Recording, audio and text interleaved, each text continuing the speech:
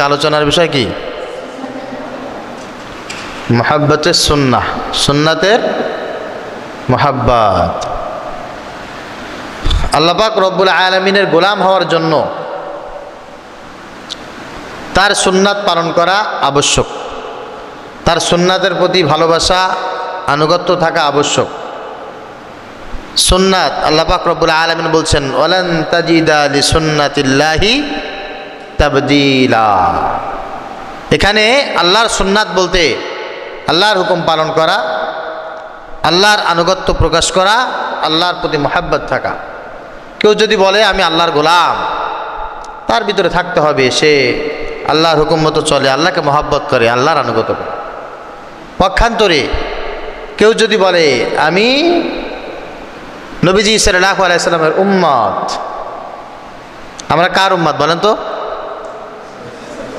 মুহাম্মদুর রাসূলুল্লাহ সাল্লাল্লাহু আলাইহি সাল্লামের উম্মত। যদি কেউ বলে আমি মুহাম্মদুর রাসূলুল্লাহর উম্মত সাল্লাল্লাহু আলাইহি ওয়াসাল্লাম, তার জন্য রাসূলের সুন্নাতের প্রতি মুহাব্বত আবশ্যক, রাসূলের ইতাআত আবশ্যক, রাসূলের আনুগত্য করা আবশ্যক। আর যদি কেউ বলে না আমি মুহাম্মদ রাসূলুল্লাহর উম্মত নই, তাহলে তার জন্য আবশ্যক না। দলিল হিসাবে আল্লাহ পাক রব্বুল আলামিন বলেছেন, মান ইউতি'র রাসূলা ফাকাদ আতা আল্লাহ। যে ব্যক্তি রাসূলের আনুগত্য করে, রাসূলের সুন্নাতকে অনুসরণ করে, সে মূলত রাসূলের অনুসরণ করে না, রাসূলের আনুগত্য করে না, সে আমি আল্লাহর আনুগত্য করে। বলেন সুবহানাল্লাহ।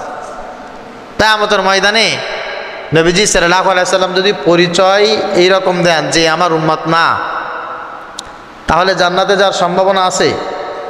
কয় পার্সেন্ট আছে? 1%ও আছে না, 1%ও নাই।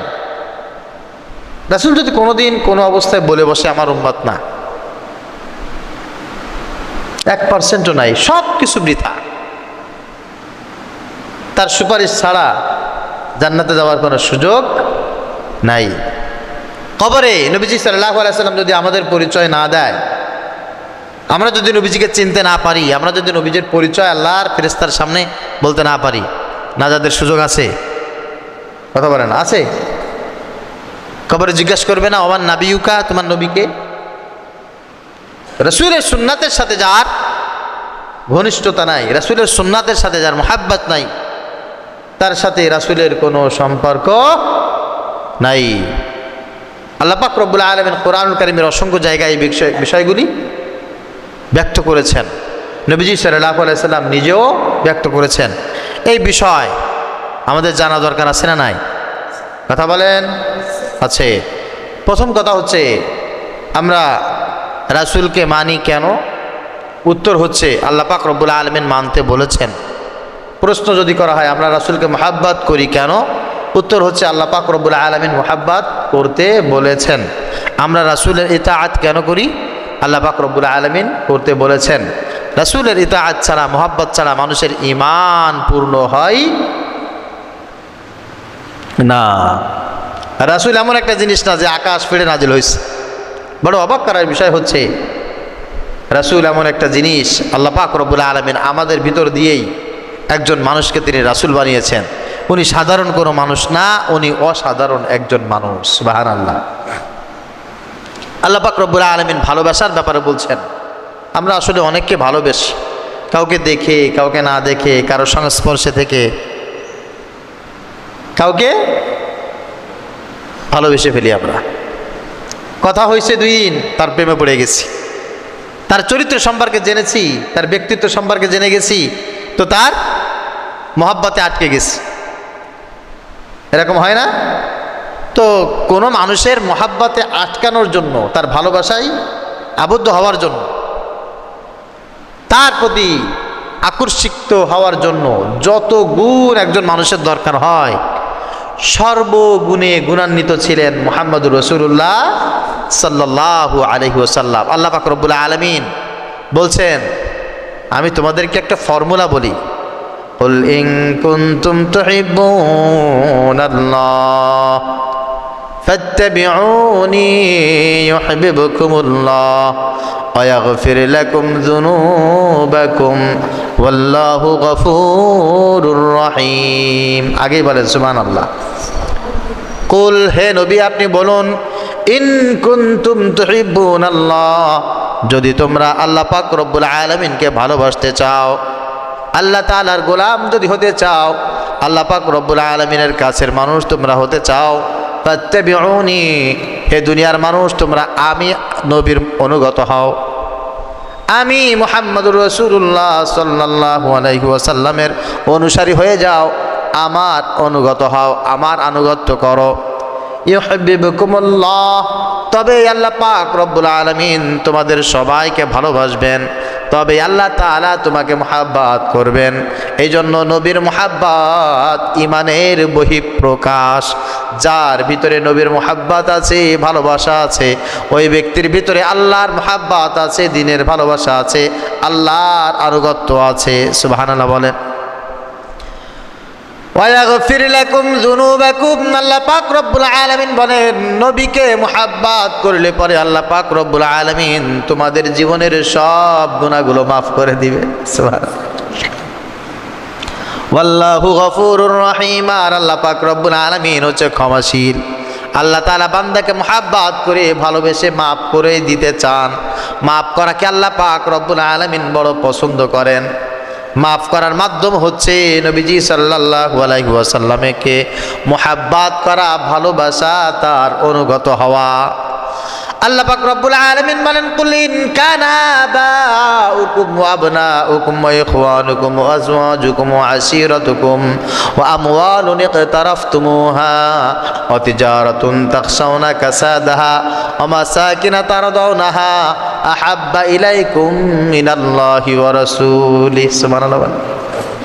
হে নবী আপনি বলে দেন, তোমরা যদি এই দুনিয়ায় তোমাদের সম্পদ হিসাবে যা কিছু আমি আল্লাহ পাক রব্বুল আলামিন দিয়েছি, যেমন ধরো আবাউকুম ওয়া আবনাউকুম, তোমাদের মা, তোমাদের বাবা, তোমাদের দাদা দাদি, পূর্বপুরুষ, ওয়া আবনাউকুম, তোমার সন্তান, তোমার নাতি পুতি, তোমার ভাতিজি, তোমার অধীনস্থ, তোমার উত্তরসূরি হিসাবে যাদেরকে আমি আল্লাহ তাআলা দান করেছি, ওয়া ইখওয়ানুকুম, তোমার ভাই, তোমার বন্ধু, তোমার প্রতিবেশী, দুনিয়ায় তোমার সহচর সহপাঠী যারা আছে সবার কথা আমি আল্লাহ উল্লেখ করলাম।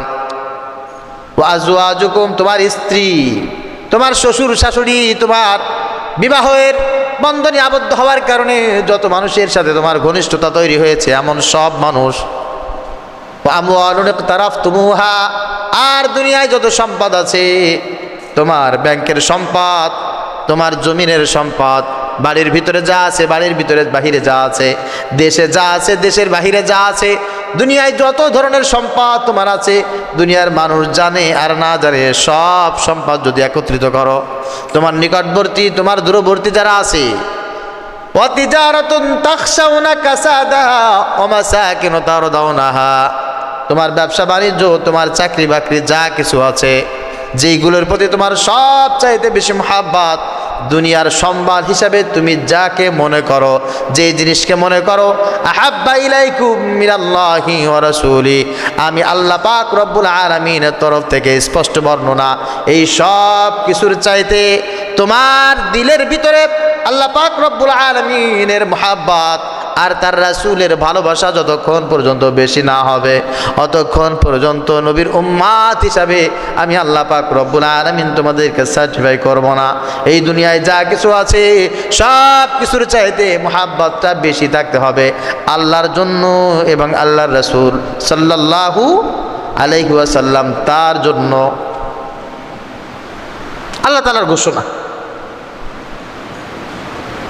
মুহাব্বত এমন একটা জিনিস, পৃথিবীর ভিতরে এর চাইতে দামি জিনিস আর নাই, পৃথিবীর ভিতরে এর চাইতে নষ্ট কোনো জিনিস আর নাই, এর চাইতে দামি কোনো জিনিস আর নাই, এর চাইতে সুখের জিনিস আর কিছু নাই, এর চাইতে দুঃখের জিনিস আর কিছু নাই।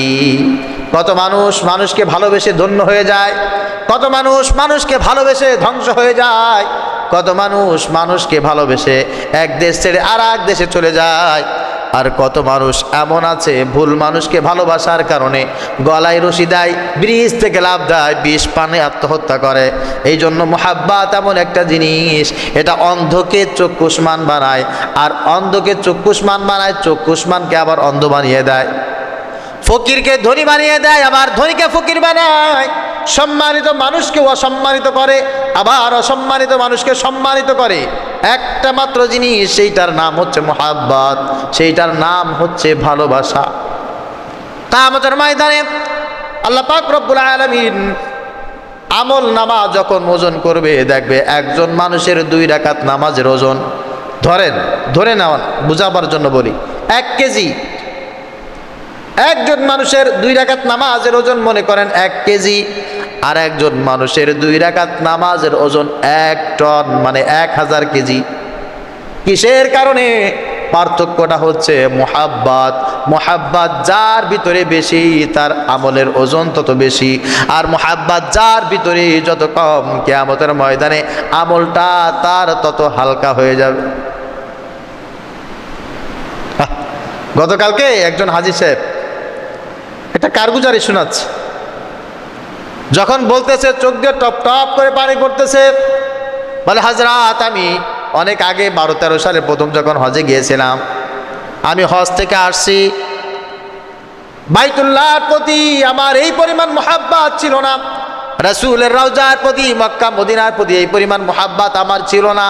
আমি দেখেছি হজ করলেই যে মানুষ আল্লাহওয়ালা হয়ে যায়, ব্যাপারটা এমন না। একটা মানুষ জীবনে কোনোদিন বাইতুল্লাহ দেখে নাই, মদিনা দেখে নাই, কিন্তু তার দিলের ভিতরে আল্লাহর জন্য, আল্লাহ রাসূলের জন্য তার চাইতে অনেক বেশি মোহাব্বত জমা থাকা সম্ভব। আমি হজ থেকে আসছি, অনেক মানুষ সাক্ষাৎ করছে, মুসাহাবা করছে, মুআনাকা করছে। আমার গ্রামে একজন বৃদ্ধা মানুষ, ওই মহিলা ঠিক মতো হাঁটতেও পারে না, আমাকে খবর দিয়েছে আমার সাথে একটু কথা বলবে। আমি অনেক কষ্ট করে তার কাছে ব্যস্ততার ভিতরে দিয়ে গেলাম। আমি যখন যে তার সামনে দাঁড়িয়েছি, ওই মহিলাটা আমার 2টি পায়ের দিকে তাকায়া ঝরঝর করে চোখ দিয়ে পানি ফেলে দিয়েছে। গ্রামের মানুষ মূর্খ মানুষ, বোঝে না, লেখাপড়াও জানে না, বৃদ্ধা হয়ে গেছে, 70 বছর বয়স। আমার পায়ের দিকে তাকায় যখন কেঁদে ফেলেছে, আমার আর বুঝতে তেমন কোনো কিছু বাকি নাই। আমি বলছি, কিরে দাদি আপনি কেন কান্নাকাটি করেন? বলে বাবা তোমার 2টো পা আর আমারও 2টো পা, এই পা 2টি আমার রাসূলের রওজার পাশ দিয়ে কদম মোবারক ফেলে এখানে আসছে, এই পা 2টি কাবার চত্বর পাড়ায়া ঘুরে ঘুরে এখানে আসছে।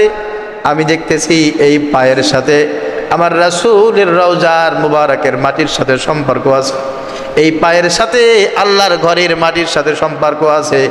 এই জন্য এই পা 2টো দেখে এই মুহূর্তে আমার চোখকে আমি ধন্য করছি। বলে আমার গোটা হজের সফরে এই পরিমাণ মোহাব্বত কাবার প্রতি, বাইতুল্লাহর প্রতি আমার তৈরি হয় নাই। এই বৃদ্ধা মহিলার এই ভালোবাসার বহিঃপ্রকাশ দেখে আমার যেই পরিমাণ ভক্তি শ্রদ্ধা ভালোবাসা তৈরি হয়ে গেছে।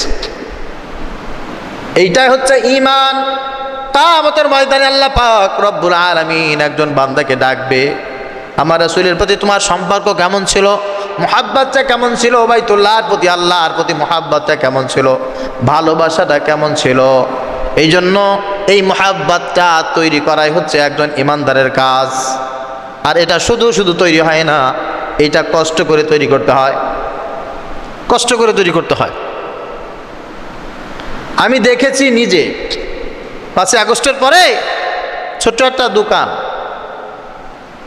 টিন দিয়ে বাঁশ দিয়ে একটা ঘর বানানো, মনে করেন যে একটা রাজনৈতিক অফিস। ওই ঘরটা টোটালে যদি কারো কাছে 5,000 টাকা বিক্রি করতে চায়, কিনবে না কেউ। ওই ঘরটা ভেঙে ফেলছে, যার কারণে যার ঘর ছিল ওই ঘরের সামনে আসিয়া দাঁড়িয়ে চোখ দিয়ে জ্বর জ্বর করে পানি ফেলতেছে, কান্নাকাটি করতেছে। কিরে ভাই কান্নাকাটি কেন করেন? বলে এই ঘরটার পিছনে আমার অনেক সময় আছে, অনেক শ্রম আছে। সকালে এখানে এসে বসতাম, দুপুরেও বসতাম, রাতের বেলাও বসতাম, এখানে কত আড্ডা দিতাম, 10 জনে মিলে এখানে গল্প করতাম, কত মিছিল মিটিংয়ের সব আলোচনাগুলো এখানে করতাম, সেই ঘরটা আমার ভেঙে গেছে, সেই বাসাটা আমার ভেঙে গেছে। এই জন্য মুহাব্বতে, ভালোবাসায় কলিজা ফেটে কান্না আসতেছে। আল্লাহর ঘর থেকে বাইতুল্লাহ দেখে মসজিদে এসে আল্লাহর জন্য, রাসূলের জন্য মুহাব্বতে চোখের পানিটা ঠিক সেই সময় আসবে যখন মানুষ সকাল নাই, সন্ধ্যা নাই, দুপুর নাই, রাত্র নাই, এইটার জন্য পরিশ্রম করে করে ঈমানকে যতক্ষণ মজবুত করবে, আল্লাহ পাক রব্বুল আলামিন তখন এই ঘরের প্রতি, দ্বীনের প্রতি, রাসূলের প্রতি তার মুহাব্বতটা তখন প্রকাশ করে দিবে। মা মরে গেলে মানুষ যেই পরিমাণ কান্নাকাটি করে, দাদি মরে গেলে, চাচি মরে গেলে সেই পরিমাণ কান্নাকাটি করে না। এর কারণটা হচ্ছে মায়ের সাথে স্মৃতি তার বেশি, মায়ের সঙ্গে সময় অনেক বেশি দিয়েছে, মা তাকে সব চাইতে কাছে থেকে বেশি তদারকি করেছে। পৃথিবীর নিয়মটাই হচ্ছে এমন। আমার যদি সম্পর্কটা এমন হয়, ঘুম থেকে ওঠার সময় আমার রাসূলের নাম, আমার আল্লাহর নাম, দুপুরবেলা আমার রাসূলের নাম, আমার আল্লাহর নাম, বিকালবেলাও তাই, সন্ধ্যাবেলাও তাই, রাতের বেলাও তাই, এমনকি রাতের বেলা যখন ঘুম ভেঙে যায়, এমন সময় কত মানুষ কত কিছু নিয়ে প্ল্যান পরিকল্পনা করে। আবার কিছু সংখ্যক মানুষ তো এমন আছে, রাতের বেলা 2টার সময় যখন ঘুম ভেঙে যায়, ঘুম ভাঙার সঙ্গে সঙ্গে আহারে বাথরুমে যে অজু করে যায়, নামাজে দাঁড়ায় 2 রাকাত নামাজ পড়ে। দিনের বেলা তো আল্লাহর কাজ করে, দিনের বেলা তো রাসূলের সুন্নাতের প্রকাশ করতেই থাকে। রাতের বেলা যখন ঘুমটা ভেঙে যায়, তখনও 2 রাকাত নামাজ পড়ে রাসূলের প্রতি দুরূদ ও সালাম পড়ে তারপরে ঘুমায়। এই মানুষটার দিলের ভিতরে আল্লাহর নবীর মুহাব্বত আর ভালোবাসা, আল্লাহর মুহাব্বত আর ভালোবাসা, আর সাধারণ একজন মুমিনের প্রতি আল্লাহর মুহাব্বত আর ভালোবাসা কোনোদিন এক না, হতেই পারে না, কখনো কোনো অবস্থায় না। সাহাবা আজমাইনদের মুহাব্বত আল্লাহ রাসূলের প্রতি কেমন ছিল? হ্যাঁ, তারা আমাদের আদর্শ। তারা কি বলেন? তারা আমাদের আদর্শ। নবীজি সাল্লাল্লাহু আলাইহি ওয়াসাল্লাম আবু বকরকে ডেকে মক্কায় শুধু একবার বলছে, আবু বকর, আমার মনে হয় আল্লাহ পাক রব্বুল আলামিন আমাকে হিজরত করার জন্য বলবেন।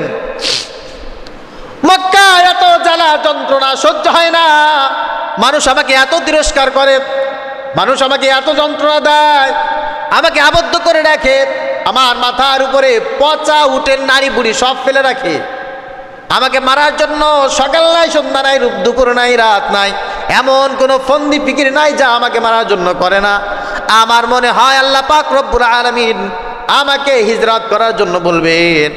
আবু বকর, আমার তো এমন কেউ নাই যাকে আমি সঙ্গে নিয়ে যেতে পারি, একমাত্র তুমি ওই ব্যক্তি, তোমাকে ছাড়া আমার মদিনায় যাওয়া হবে না।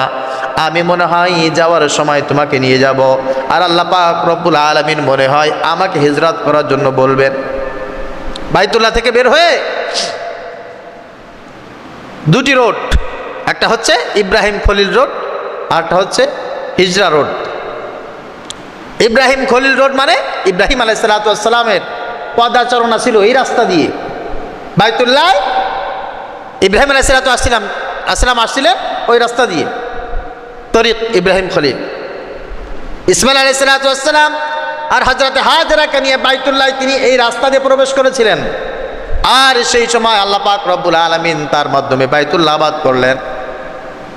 জমজম কূপ ওই জায়গায় তৈরি হলো, আল্লাহ তাআলা সৃষ্টি করলেন। ওই রোডের নাম হচ্ছে ইব্রাহিম খলিল, আর পাশে যে রোডটা আছে ওইটা হচ্ছে হিজরা রোড। কেন হয়েছে? নবীজি সাল্লাল্লাহু আলাইহি ওয়াসাল্লাম হিজরতের রাতে ওই রাস্তা দিয়ে মদিনায় গমন করেছিলেন। যেদিন আবু বকর রাদিয়াল্লাহু তাআলা আনহুকে নবীজি বললেন, তার অনেক বছর পরে, অনেক দিন পরে মুহাম্মদুর রাসূলুল্লাহ সাল্লাল্লাহু আলাইহি ওয়াসাল্লাম শুয়ে আছেন। জিবরিল আমিন এসে বলছে, ইয়া রাসূলুল্লাহ, ইয়া হাবিবাল্লাহ, এখন অনেক রাত, আল্লাহ পাক রব্বুল আলামিন আপনাকে আদেশ করেছেন আপনি যেন মক্কা ছেড়ে মদিনায় চলে যান। নবীজি বললেন, হ্যাঁ তাই তো করা উচিত। হযরত আলীকে ডাকলেন, আলী, আমি যেখানে আছি এখানে শুয়ে থাক। বাড়ি কোথায় ছিল? বাইতুল্লাহ ওই পাশে। সে বাড়িটা এখনো আছে, যেটা মক্কা, মাকতাবাতুল মক্কা, মক্কার লাইব্রেরি। ওই ঘরের ভিতরে নবীজি সাল্লাল্লাহু আলাইহি ওয়াসাল্লাম শুয়েছিলেন। হযরত আলী রাদিয়াল্লাহু তাআলা আনহুকে নবীজির বিছানায় শুয়ে রেখে নবীজি রওনা দিয়েছেন। আবু বকর রাদিয়াল্লাহু তাআলা আনহুর বাড়ির সামনে গিয়ে ছোট্ট করে ডাক দিয়েছে আবু বকর। আবু বকর রাদিয়াল্লাহু তাআলা আনহু সঙ্গে সঙ্গে দরজা খুলে দিয়েছে। এটা আবু বকর ঘুমাও নাই? ইয়া রাসূলুল্লাহ, একদিনও ঘুমাই নাই। যেই দিন আপনি বলেছেন আবু বকর আমার মনে হয় হিজরত করা লাগবে, আমি সেই দিন থেকে রাতের বেলা ইশার নামাজ পড়ি, দরজায় পিঠ লাগায়া আপনার ডাক শোনার জন্য অপেক্ষা করি। ইয়া রাসূলুল্লাহ, আমি রেডি, আমি প্রস্তুত, চলেন যাই। চলেন যাই। সেই দিন আমার রাসূল আবু বকরকে কি পরিমাণ দোয়া দিয়েছেন, আবু বকরের প্রতি আমার রাসূলের ভালোবাসাটা কেমন ছিল, আল্লাহু ওয়া রাসূলুহু আ'লাম। আল্লাহ জানে আর আল্লাহর রাসূল জানে, দুনিয়ার কোনো মানুষ সেটা প্রমাণ করা তো দূরের কথা, ভাবতেও পারবে। গারে সুর, আহারে 1.5 কিলোমিটার উঁচু পাহাড়, ঘুরে ঘুরে উঠতে গেলে 1700 মিটার। মুহাম্মদুর রাসূলুল্লাহ সাল্লাল্লাহু আলাইহি ওয়াসাল্লাম আবু বকরকে নিয়ে ওই গারে সুরের সেই প্রান্তে উঠে গেছে। পিছন দিয়ে কাফেররা সবাই রওনা হয়েছে। যেতে যেতে যেতে যেতে পাহাড়ের একেবারে চূড়ায় একটা ছোট্ট গুহা এখনো পর্যন্ত ঠিক সেভাবে আছে। অনেক কষ্ট হয়েছে আমার উঠছি। লেখা আছে গারে সুর। ওখানে ভিতরে আবু বকর রাদিয়াল্লাহু তাআলা আনহু বলছেন, নবীজি আপনি আগে যাবেন না, আমি একটু ভিতরে যেয়ে দেখি ওখানকার অবস্থা কি। আবু বকর আগে ভিতরে ঢুকছে, ঢুকে দেখে ময়লা আবর্জনা তো একটু পরিষ্কার করছে। ছোট্ট ছোট্ট ছিদ্র, গায়ের চাদর ছিঁড়ে সব ছিদ্রগুলো বন্ধ করে দিয়েছে। হযরত আবু বকর দেখছে এখনো একটা ছিদ্র বাকি আছে। ওই একটা ছিদ্রের উপরে পা রেখে নবীজিকে বলছেন, নবীজি আসেন।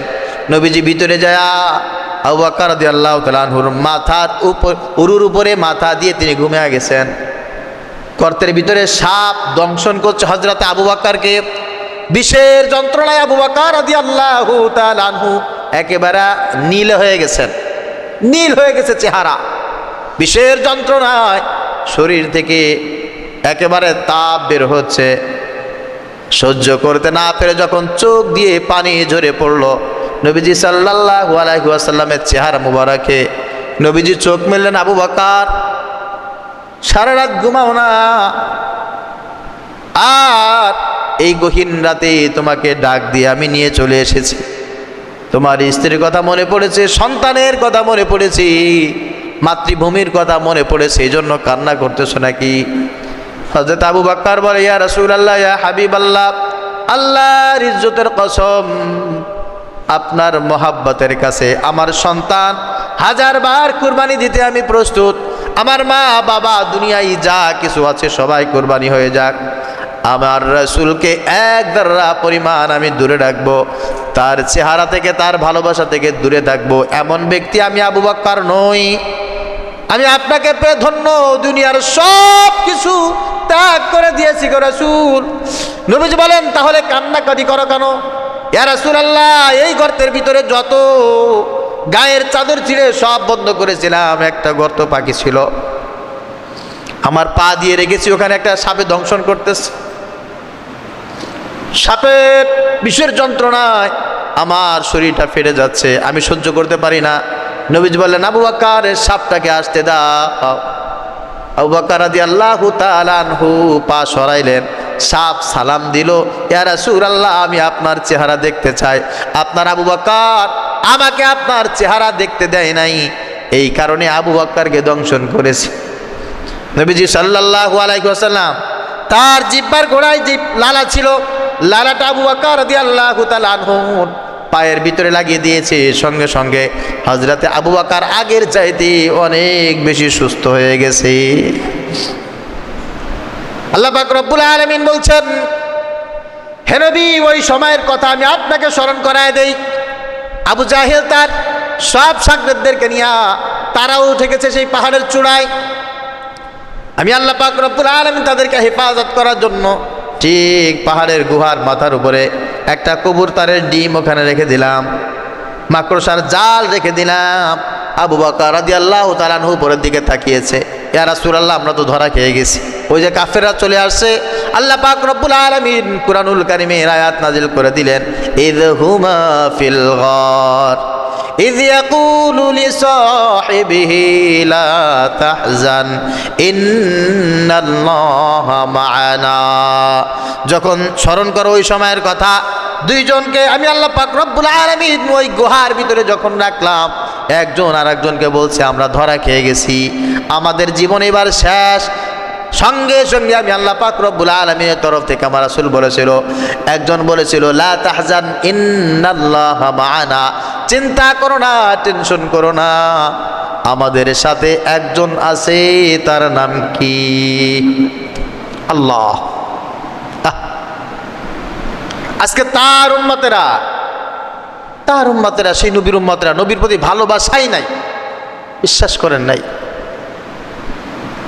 ভালোবাসা এক ভিন্ন জিনিস, ভালোবাসা নাই। আছে যুক্তি, আছে তর্ক, আছে জ্ঞানের বড়াই, সম্পদের বড়াই, বংশের বড়াই, ক্ষমতার বড়াই, মুহাব্বত নাই। হযরত বেলাল রাদিয়াল্লাহু তাআলা আনহু মসজিদে নববীর সর্বপ্রথম মুয়াজ্জিন নিয়োগ করেছিলেন মুহাম্মদুর রাসূলুল্লাহ সাল্লাল্লাহু আলাইহি ওয়াসাল্লাম। হযরত বেলাল আযান দিত, বেলালের আযানে আল্লাহ পাক রব্বুল আলামিন আরশে আজিম থেকে ফয়সালা নিত, সকাল হবে। নবীজি সাল্লাল্লাহু আলাইহি ওয়াসাল্লামের ইন্তেকাল হয়ে গেছে। হযরত বেলাল আযান দিত, ইকামত দিত, ইমামতি করতেন মুহাম্মদুর রাসূলুল্লাহ সাল্লাল্লাহু আলাইহি ওয়াসাল্লাম। নবীজির ইন্তেকাল হয়ে গেছে, নবীজি দাফন কাফন হয়ে গেছে। হযরত বেলাল মসজিদে আযান দিতে গেছে। হযরত বেলাল যখন মসজিদে ঢুকছে, আযান দেবে, দেখে আমার রাসূল ওই যে,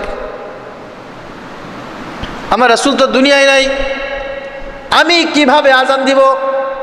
যেই আযানের পরে ইমামতি মুহাম্মদুর রাসূলুল্লাহ করবে না, আমার রাসূল করবে না, ওই ইমামতি, ওই নামাজের আযান বেলাল দিতে পারে না। বেলাল আমি আযান দেব, রাসূল ইমামতি করবে না, এই আযান আমি কেমনে দেব? তারপরেও সকলের অনুরোধে কেউ কথা বলছে না। হযরত বেলাল আযান দেওয়ার জন্য দাঁড়িয়েছে। আল্লাহু আকবার, আল্লাহু আকবার, আশহাদু আল্লা ইলাহা ইল্লাল্লাহ। এটা ঠিকই বলতে পারছে। যখন বলে আশহাদু আন্না মুহাম্মাদুর রাসূলুল্লাহ, আমি সাক্ষ্য দিতেছি মুহাম্মাদুর রাসূলুল্লাহ নিশ্চয় আল্লাহর রাসূল, এই কথা বলে হযরত বেলাল ডানে তাকায়, দেখে রাসূল নাই। রাসূল তো মাটির অধিবাসী হয়ে গেছে, মাটির নিচে চলে গেছে। হযরত বেলাল সঙ্গে সঙ্গে জমিনের উপরে বেহুশ হয়ে পড়ে গেছে। আজান শেষ করতে পারে নাই। সঙ্গে সঙ্গে হুশ হওয়ার একটু পর হযরত বেলাল মদিনা ছেড়ে গলে চলে গেছে যেই মাটিতে, যেই মদিনায় আমার রাসূলের সাক্ষাৎ পাবো না, রাসূলের সঙ্গে মুসাহাবা করতে পারবো না, কথা বলতে পারবো না, আমার রাসূলের সঙ্গে একসাথে বসে খানা খেতে পারবো না, আমি আজান দিলে রাসূল ইমামতি করবে না, এই স্মৃতি আমি বলতে পারবো না, আমি বেলাল এই মদিনায় থাকবো না, আমি চলে গেলাম। এটা হচ্ছে রাসূলের প্রতি ভালোবাসা। হযরত বেলাল চলে গেছে 1 বছর, 2 বছর, 3 বছর, 4 বছর, 5 বছর অতিবাহিত হয়ে গেছে। 6 বছর যখন অতিবাহিত হবে, হযরত বেলাল ঘুমিয়ে আছে। রাতের বেলা স্বপ্ন দেখে আমার রাসূল বেলালের কাছে এসে বলছে, বেলাল 5টা বছর অতিবাহিত হয়ে গেছে, 6 বছর চলে যায় রে বেলাল, আমার জন্য কি তোমার মোটেও মায়া লাগে না? তুমি কি আমার কাছে একটু আসবা না? তুমি কি আমাকে সালাম জানাবা না? আমি মদিনায় বসে আছি, আমি তোমার সালামের অপেক্ষা আছি গো বেলাল, আমি কি তোমার সঙ্গে দেখা করব না? আমার সঙ্গে কি তোমার দেখা হবে না? 6 বছর পর হযরত বেলাল ছুটে আসছে দামেস্ক থেকে, আর ডানেও তাকায় না, বামেও তাকায় না, দুনিয়ার কোনো জরুরত নাই। মদিনায় আমার রাসূলের রওজা জিয়ারতের জন্য হযরত বেলাল রওনা হয়েছে। মসজিদে নববীর কাছে হযরতে বেলাল চলে আসছে। সাহাবীরা মনে করছে বেলাল চলে আসছে, বেলাল চলে আসছে, আহা পূর্বের সেই মদিনার স্মৃতি মনে আবার ফিরে পাবো। হযরতে বেলাল যখন মসজিদে উপস্থিত, নামাজের রক্ত হয়ে গেছে, কে আজান দেবে বেলালের সামনে? এতদিন যে আজান দিত তার কি আর মুখ দিয়ে কণ্ঠ দিয়ে আওয়াজ বের হবে না? কোনো আওয়াজ বের হয় না। আর সবাই মিলে হযরতে বেলালের দিকে তাকায়, বেলাল তোমাকে আজান দিতে আমরা কিভাবে বলবো, আর তোমার সামনে আজানটা আমরা কিভাবে দেব? তবে আজানের সময় হয়ে গেছে। হযরতে বেলাল রাদিয়াল্লাহু তাআলা আজান দেওয়ার জন্য দাঁড়িয়েছে। বেলালের আজান যখন শুরু হয়েছে, মদিনা থেকে বৃদ্ধ বৃদ্ধা যুবক ছোট কচি কাঁচা যারা ছিল সবাই ঘর থেকে বের হয়ে চলে আসছে পাগলের মতো। বেলাল আজান দিয়েছে, মনে হয় আমাদের রাসূল চলে আসছে। বেলাল আজান দিলে আমার রাসূল ইমামতি করত। আজকে 6 বছর পর বেলাল আজান দিচ্ছে, মনে হয় রাসূল চলে আসছে। সব মানুষগুলো ভেঙে চলে যখন চলে আসছে, হযরতে বেলালের আজান দেওয়া শেষ, মানুষজন এসে মসজিদে ভিড় করতেছে, অপেক্ষা করতেছে। হযরতে বেলাল নামাজে দাঁড়াবে, দেখে রাসূল রওজায় শুয়ে আছে। কিভাবে দাঁড়াবে, কিভাবে নামাজ আদায় করবে, দিলটা ফেটে যায়। সব মানুষের থেকে সালাম করে বিদায় নিয়ে বলছে, ভাই এই মদিনায় আমার থাকা সম্ভব না, এখানে থাকলে কলিজা ফেটে মরে যাব। আমার রাসূল এখানে শুয়ে থাকবে, আর রাসূলের সামনে আমি হাঁটা চলাফেরা করব, আমি খাবার খাবো, আমি এখানে ঘুমাবো, এটা আমি বেলালের পক্ষে কোনোদিন সম্ভব না। এই কথা বলে সালাম নিয়ে সবার সঙ্গে কথা বলে হযরত বেলাল আবার জায়গায় চলে গেছে। এটা হচ্ছে রাসূলের মুহাব্বত, এটা হচ্ছে রাসূলের মুহাব্বত। কোন মানুষ এমন আছে জীবন চলে যাবে রাসূলের একটা সুন্নাত ছাড়বে না, আর কোন মানুষ আছে দুনিয়ার কোনো কিছুর বিনিময়ে রাসূলের একটা সুন্নাত সংরক্ষণ করবে না। কি পরিচয় দিবেন, কি বলবেন রাসূলের কাছে?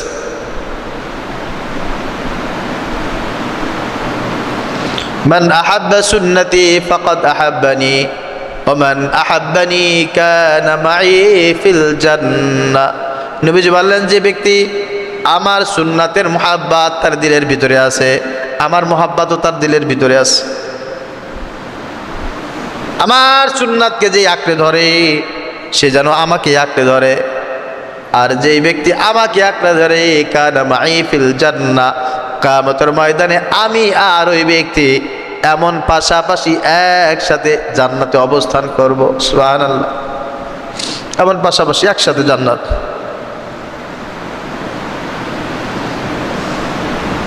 অনেকে মোহব্বত নাই তো, ভালোবাসা নাই তো, টাকায় পয়সায় বোঝে, আর কিছু বোঝে না। অমুক হুজুর, অমুকে ডেলি ডেলি খাওয়া নাই, পয়সা নাই, ডেলি ডেলি মক্কায় চলে যায়, ডেলি ডেলি মদিনায় যায়, পাশের মানুষ না খেয়ে মরে, এই করে ও করে তা করে, এরকম কিছু ফতোয়া আছে না ভাই? দেখবেন যারা ডেলি ডেলি মক্কা মদিনায় যায়, যায় না তো ভাই আল্লাহ নেয়, যায় না আল্লাহ নেয়। এবং দিন শেষে দেখবেন তারাই মানুষের উপকার বেশি করে, তারাই উপকার বেশি করে। এই জন্য শুধু শুধু হয় না, শুধু শুধু এগুলো হয়নি, শুধু শুধু শুধু হওয়ার জিনিসও না। মাহাব্বাত, ভালোবাসা এমন একটা জিনিস, একটা ছেলে একটা মেয়েকে ভালোবেসে পাগল হয়ে যায়, তাকে কত মানুষ কত ধরনের শাস্তি দেয়, খারাপ কথা বলে, গালি দেয়, তুচ্ছ তাচ্ছিল্য করে, তিরস্কার করে, এত কিছু করে, এত কিছু করলো, যে ভালোবাসায় একবার আবদ্ধ হয়ে গেছে, সে কোনো মানুষের কোনো কথার কোনো পরোয়া করে না। ঠিক কিনা বলেন? কোনো পরোয়া করে? এক যারা পরিমাণ পরোয়া, কে কি বললো বলুক। ইংরেজিতে বলে লাভ ইজ ব্লাইন্ড, আরবিতে বলা হয় আইনুল হুব্বি আমা, ভালোবাসার চোখ অন্ধ, ভালোবাসার চোখ অন্ধ। ভালোবাসায় যদি মানুষ একবার ডুবে যেতে পারে, সে দুনিয়াটা অন্ধকার দেখে, অর্থাৎ দুনিয়ায় আর কে কি বললো, কে আমাকে নিয়ে হাসলো, তুচ্ছ তাচ্ছিল্য করো, নাথিং। আমি কখনো সেগুলো কেয়ার করি না। ঠিক তদ্রূপ আমি আপনাদের কাছে বলার মতো, নসিহাত করার মতো এমন কোনো ইলম যোগ্যতা আমার নাই। তবে এতটুকু আপনাদেরকে বলবো, রাসূলের মুহাব্বত যার ভিতরে থাকবে না, তার ভিতরে ঈমান থাকবে না। রাসূলের মুহাব্বত তৈরি করার জিনিস, আল্লাহর কাছে চাওয়ার জিনিস, চাওয়ার জিনিস। আপনি সব কিছু কিয়ামতের ময়দানে ফেরত পাবেন। কিভাবে পাবেন? রাসূলের মুহাব্বতের মাধ্যমে, রাসূলের আনুগত্য করার মাধ্যমে। আনতা মা'a মান আহবাবতা। শেষ কথা বলব, আনাস রাদিয়াল্লাহু তাআলা আনহু বলছেন, আমি নবীজির সামনে বসে আছি, একজন ব্যক্তি লেখাপড়া জানে না, সহজ সরল সাধারণ মূর্খ একজন মানুষ, একজন সাহাবী নবীজির কাছে এসে বলে, ইয়া রাসূলুল্লাহ মাতা সাআ, কিয়ামত কবে হবে? নবীজি বললেন, ওয়াইলাকি ওমা আতাতালাহা, আরে বেকুব, কিয়ামত কবে হবে তোমার জেনে দরকার কি? বরঞ্চ তুমি কিয়ামতের জন্য কি প্রস্তুতি নিয়েছো সেটা বলো। তো উনি মূর্খ, মানে একটা কথা আছে না যে যারা লেখাপড়া জানে না মূর্খ, এদেরকে ধমক দিলে বা জ্ঞানী কথা বললে এরা আসলে বুঝে না। উনি নবীজির এই ধমক বুঝতে পারেন নাই। উনি বলছেন, মা আতাতুলাহা ইল্লা আন্নী উহিব্বুল্লাহ ওয়া রাসূল, আমি আসলে নবীজি কিয়ামতের জন্য কিছু প্রস্তুতি নিতে পারি নাই, তবে আমি আমার জীবনের সবচেয়ে বেশি আল্লাহকে আর আপনাকে বেশি ভালোবাসি, আপনাকে বেশি ভালোবাসি।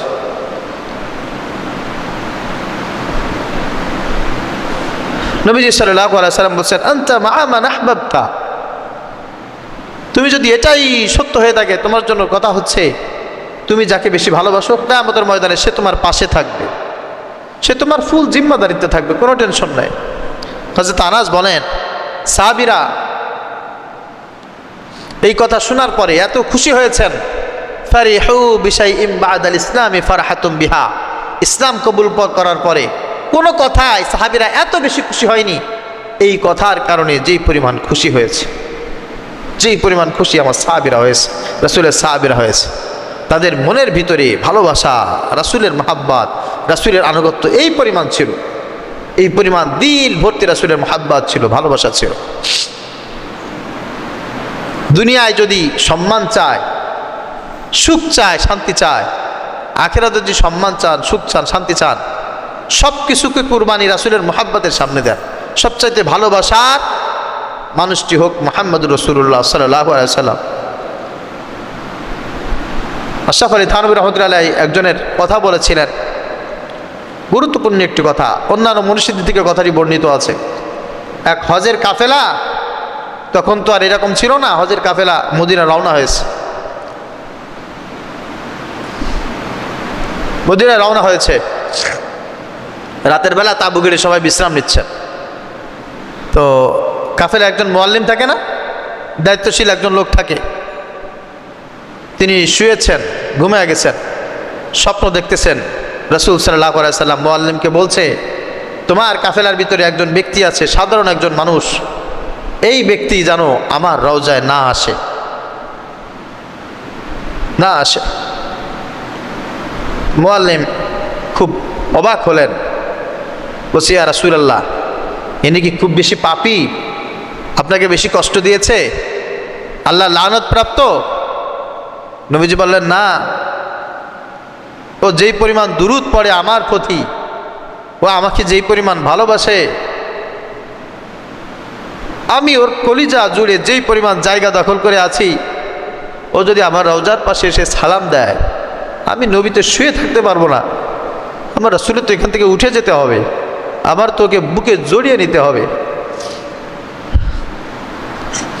সুতরাং ও যেন আমার রওজার কাছে না আসে, এই মেসেজ ওকে দিয়ে দাও।